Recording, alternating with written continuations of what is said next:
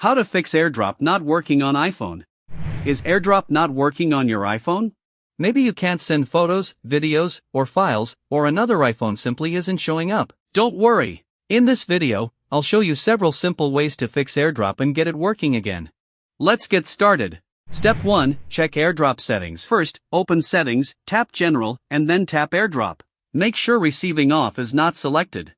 Choose Contacts Only or Everyone for 10 minutes. If you're sending to someone who isn't in your contacts, try Everyone for 10 minutes.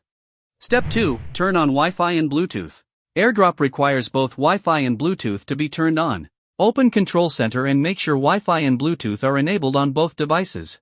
Also, keep the two iPhones relatively close to each other. Step 3. Turn off Personal Hotspot.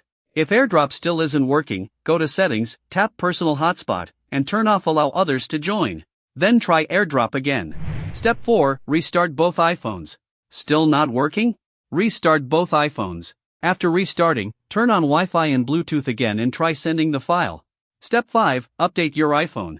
Finally, check for a software update. Go to Settings, General Software Update, and install an available update if needed. And that's it. These steps should fix most common AirDrop problems on iPhone. If this video helped you, make sure to like, subscribe, and turn on notifications for more easy iPhone tips and tutorials. Thanks for watching.